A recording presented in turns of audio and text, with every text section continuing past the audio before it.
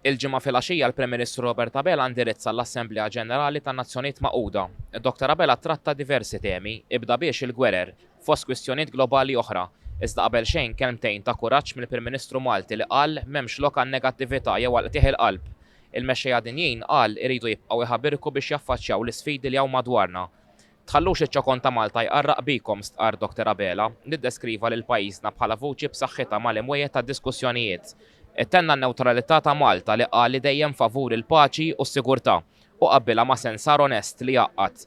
Dan qal der fix-xogħol li Malta għamlet bħala membru mhux permanenti fil-Kunsill tas-Sigurtà fin-Nazzjonijiet Magħquda fl-aħħar sentejn u fil-Presidenza tal-OSCE. Imbagħad Dr. Abela tratta l-gwerer, innota li fid-dinja hawn iżżejjed armi u nuqqas ta' fondi għall paċi.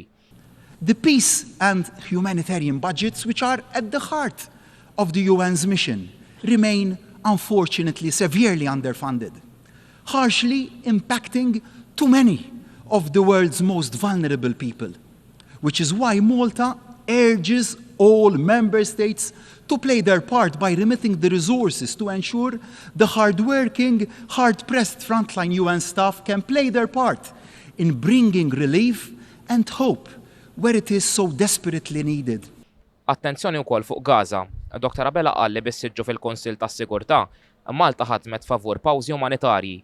Riżoluzzjoni fakkar waslet biex inħelsu 105 ostaġġi u oħra talbet għal waqfien mill-ġlied fir-Ramadan. Dr. Abela hawnhekk reġa' appella biex din il-gwerra ma tkomplix tinfirex. Iżda l-konflitti mhux hawn biss. Dr. Abela semma s-Sudan, il-Yemen, is-Sirja, l-Ukrajna u b'mod speċjali l-Libja li ddeskrivih bħala pajjiż ġar u ħabib ta' Malta. Qal li l-għajnuna lil dan il-poplu li jinsab fi kriżi hi prijorità għal Malta. Bi gvern imsostni minn niesu biss għal Dr. Abela l-Libja tista' tindirizza l-kriżi tal-immigrazzjoni li tpoġġi tant ħajjiet f'periklu.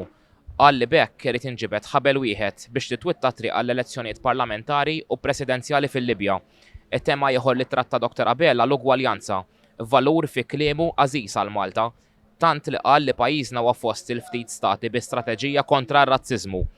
We will never take equality for granted at home, and we will always advocate and support greater equality internationally. All too often, it is women and girls who bear the brunt of conflict, and all too infrequently are the voices of women and girls heard when it comes to solving those conflicts. Without women, there can be no peace. As the world redoubles its efforts to bring peace, so must we all redouble our efforts to ensure the voice of women and girls is heard at the top tables as well as on the ground. Il-Baħar Sinjur hekk imbagħad Dr. Abela introduċa l-suġġett tat-tibdil fil-klima u qal propju saħaq illi din it-tema trid tibqa' fuq nett tal-aġenda dinjija.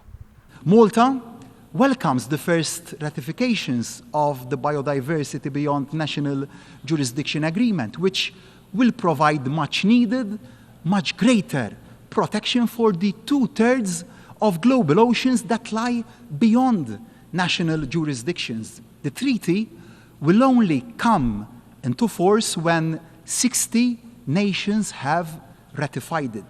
Our oceans need it. Our people deserve it. So, I say to my fellow leaders, speed up and sign. Is-saħħa mbagħad lejn tmiem id-diskors Dr. Abela ċenna dikjarazzjoni kontra reżistenza l-antimikrobiċi li propju ġiet approvata hawnhekk fil-Kwartieri Ġenerali tan-Nazzjonijiet Magħquda mill-pajjiżi propju tan-Nazzjonijiet Magħquda u din id-dikjarazzjoni politika propju ġiet imbuttata minn Malta u mill-Barbados. Andre Rossitto għal TVM News minn New York.